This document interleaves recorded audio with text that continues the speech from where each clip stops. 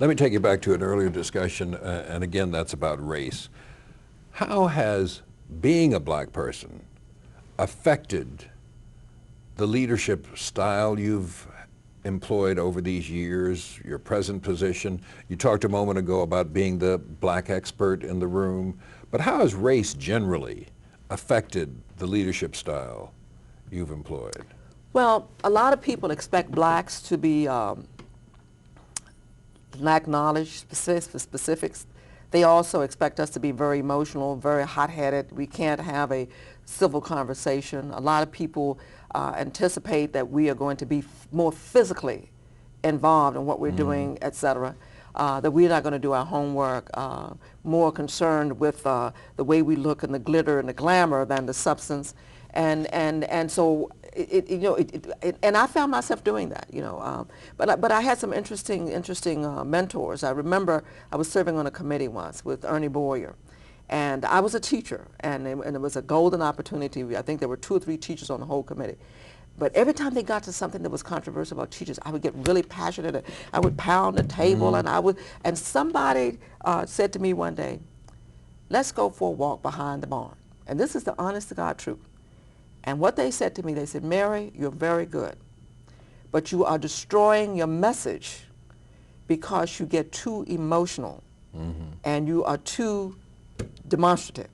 And people are focusing more on your emotions, on your demonstrations, than they are on what you're saying. And so no one is hearing what you're saying. And if you continue to do that, you'll turn people off, and they won't listen to you." And so their point was, you need to find a way to express yourself without doing it that way. And they said to me, a lot of people expect blacks to respond that way. When you can't express yourself, you get loud. You maybe use profanity, or you want to hit someone, or you want to walk out the room, or what. And I was shocked when they said that to me. And then they said, "We're not saying this to criticize you, we're saying this as friends." And when I stopped and reflected on it, and I'll tell you, I went back to my room and I cried, and the next day, I don't think I said very much in the meeting. But when I reflected on it, they were telling the truth. And I had to learn how to calm myself down, not learn how to be part of the stereotype. But are there times when I think you show emotions? Are there times when I think you have to do certain things? The answer is yes. And so I don't disagree with some of the things that they observe, but at the same time I said, well, there are times for this. Now, you are celebrated because not the first black person to rise to these positions of prominence. And Ebony magazine chooses you as one of the top 100 black leaders in America. But would you describe yourself as a black leader or a leader who's black? That's an interesting question. What's the difference between the two? Tell me. A black leader, or a leader of blacks. I think a leader of blacks means that I'm trying to carry the message for the black community. I'm trying to express what I believe are the concerns of the black community.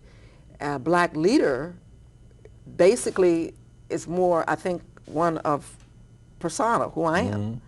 And I guess the question I would ask is, can you separate the two? Can you? I don't think you can. But can you be one sometime and one the other?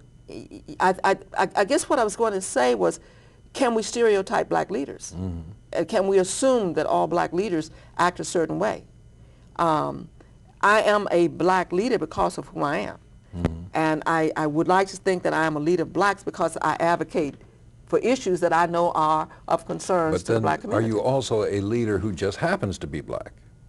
When you stand up and stood up as head of the NEA and talked about teachers and more pay or higher standard or whatever, you're not a black person there, are you? I mean, you are. People look at you and tell that's a black person. But you're... They look at me and they say, "That's Mary." Yeah. And you're speaking for teachers, and teachers are black, white, all brown, everything. I think most people would probably say, "That's Mary," and she's speaking for the profession, etc. I think there are a lot of blacks, though, who would say, and it's also for women, a lot of blacks who would say, "She's speaking for us. She represents us." And there are women who would say the same thing. "She's speaking for us, she represents us." So I think a lot of it depends on the audience and what the audience wants to see. And most people, though, will probably say, that's merit. And you ask them, how do you define merit? Yes. I'm not sure that they would say she's married the black person or married the woman.